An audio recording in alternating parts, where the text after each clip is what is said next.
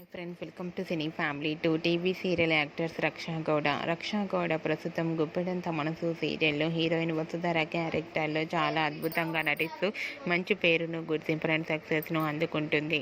రక్షా Gowda social మీడియాలో చాలా యాక్టివ్గా ఉంటూ తన personal and family and serial అప్డేట్స్ని ఎప్పటికప్పుడు షేర్ చేస్తూ ఉంటుంది. వసుధర అప్డేట్స్ బయటకు రాగానే మంచి మంచి కామెంట్స్ పెడుతుంటారు తన అభిమానులు.